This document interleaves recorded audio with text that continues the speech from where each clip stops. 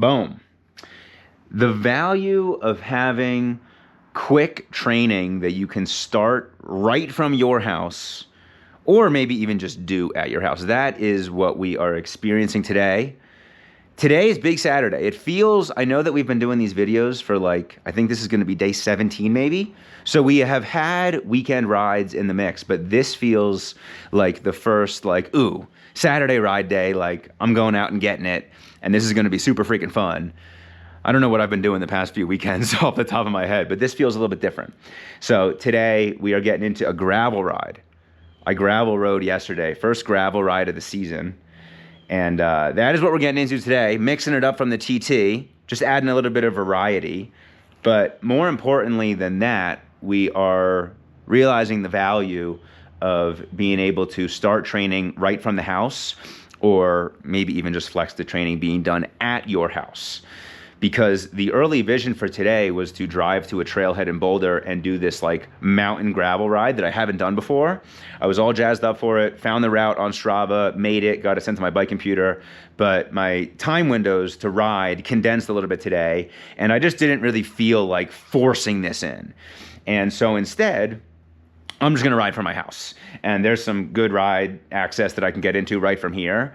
And so like whether you are somebody who's, you know, maybe your flex would be getting on the bike trainer, or, you know, maybe just running right from your house rather than like driving to a trailhead or driving to a certain spot, it's always like really helpful for staying consistent and still meeting the volume metrics that you want to hit by being able to just get right into a training session right from your house. Now, what I am most excited about today is that I'm actually going to go venture out to a spot that I have not ridden before. So we're just going to sort of see what's going on out near Rabbit Mountain. That's where I've been going for my speed stuff on the TT bike. But we are going to take this out onto some dirt roads that stretch beyond that turnaround, right where the road turns to dirt, so I usually turn around. And we're just going to see what's going down. I kind of felt today like I wanted to just sort of chill with my family a little bit more, and that is mainly the reason that I didn't want to go turn, you know, what would be a 2-hour ride into like a 3-hour, 3.5-hour production of like driving to the trailhead, doing the 2-hour ride, driving home, the setup and breakdown at the trailhead, all that kind of stuff. So instead, we got a couple-minute video here, and then we are hopping right on the bike to head out to whatever we decide to get into. Little bit of different gear here. We got the gravel shoes, of course. Got the gravel bike. Gravel bike is nice, like mentally, because I'm really not looking at any data. I will be tracking this just on my watch, and so I'm not really going to be staring at speed the whole time. I'm not going to be staring at distance the whole time. I don't even have a power meter on my gravel bike, and so when I think about gravel bike versus the TT, I mean, of course I can ride easy and just go have fun on the TT bike, and I do that very often, but like I'm also just consciously aware of the metrics of the ride. And the gravel bike is a lot more about just like, go freaking ride, man, and you're gonna be going slower on dirt roads, but just like, I don't know, I kind of feel like a kid again on a bike.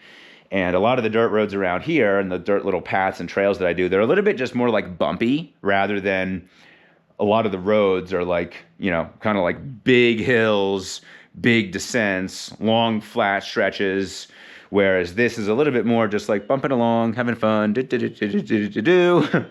a little bit of flow, getting a little bit of improvement, like the skill adaptation or the transfer from like the bike handling. It's just a little bit different than on the TT bike. So it's almost a little bit like road running versus trail running. Like when you're trail running, I mean, when you're road running, you're just freaking running dead in queue the whole time. And when you're on the trail, it's like you're bouncing a little bit side to side, you're leaping over rocks, right? You might be ducking a tree, you might lean into like a sharp little descent real quick, and then you've got a little bit of an uphill, so your cadence is kind of coming up.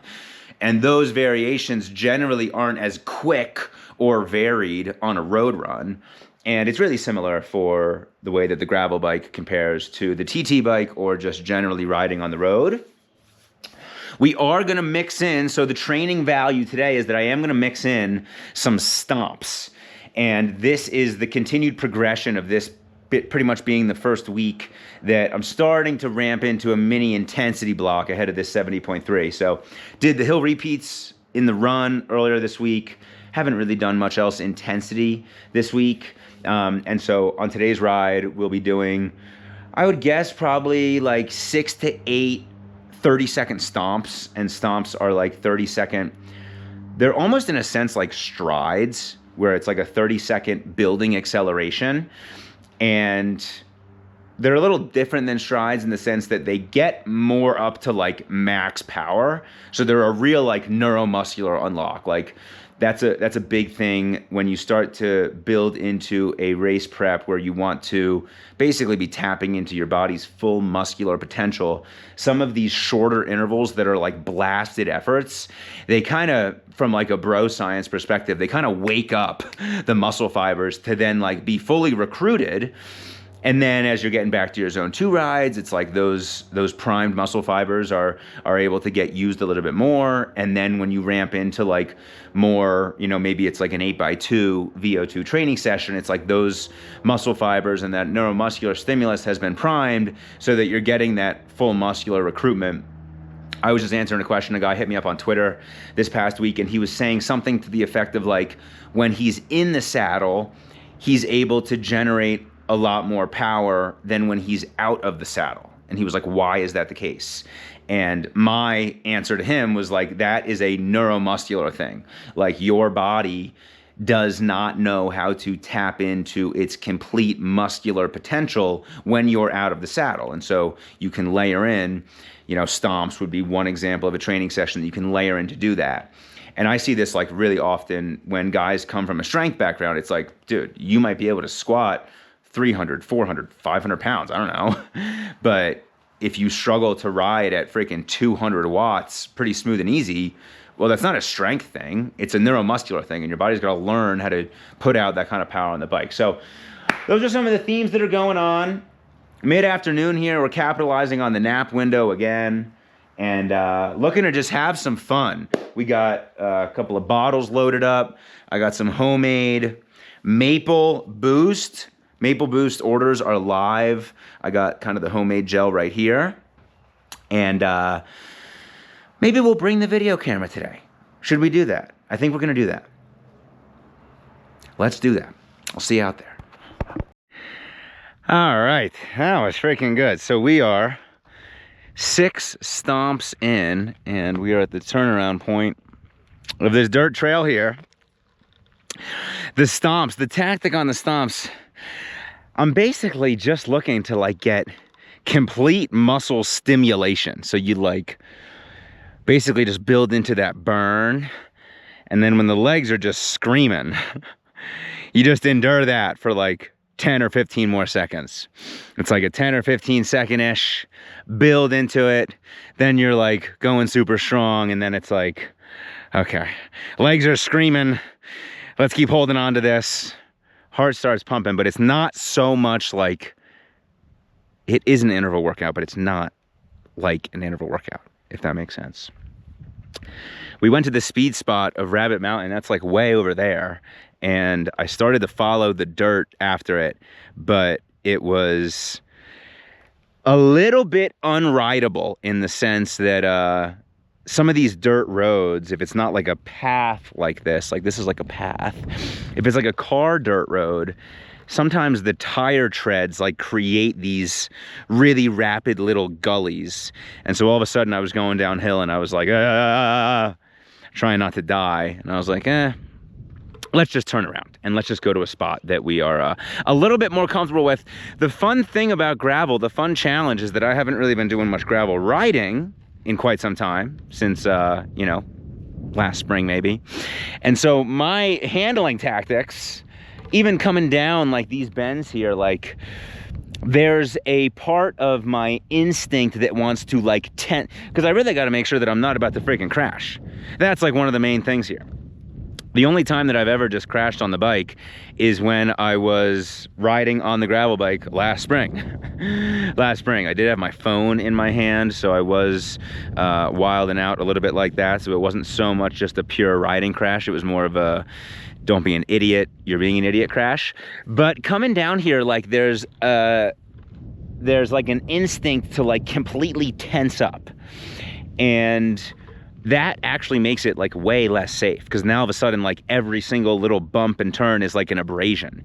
And so I have to like intentionally bend my elbows. That's like my main cue right here, is like fucking don't let this elbow freaking be locked out like this. Like get down here, right? Let the wrist soften a little bit, let the elbow soften, and then you can flow with it a little bit. And you know, that's kind of the main tactics that we're getting today. I'm already quite solid on that on the road. You know, can always get better at it. And I'm sure if I have a period without much road riding this winter, I'll have to rehearse that a bit when I get back to things. But this is like maybe some of the reintroduction of the skills.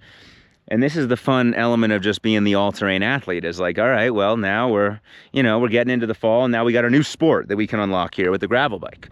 Well, the new sport kind of brings you back, right, to some of the beginner principles that you need to do it well. Same concept with trail running, right? As soon as we get into some trails, I haven't really done any trail running. As soon as we get into some trail running, I'm going to have to really remember and get back to some of the basics. And the basics are all about how to do all the high-level things excellent. The excellent tactics of any sport, right? That's a great Kobe Bryant lesson.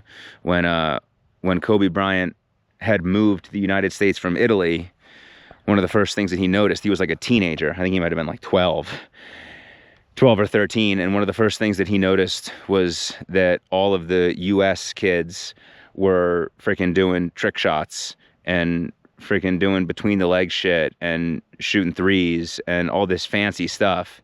And Kobe's like, none of them are focused on the basics. None of them are focused on the fundamentals. And so Kobe just mastered the fundamentals, and all of a sudden, he's Kobe. All right, so that's what we got. I'm about to go back up this hill here. I do have a little surprise. We have the freaking scuba mouthpiece. So this is going to be locked in at some point on a nice little descent here, and we'll have a little bit of fun with the filming. Otherwise, though, great afternoon on the bike. Pumping hard a little bit, being easy a little bit, just having a good time out here. So let's keep it rolling. See you soon. Peace.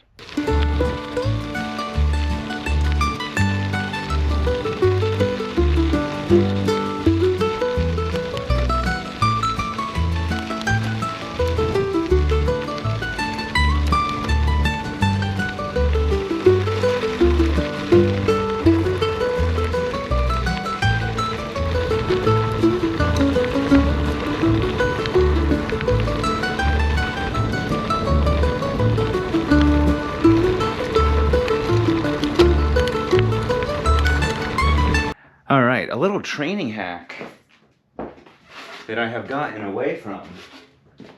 Well, I thought I actually had more in here.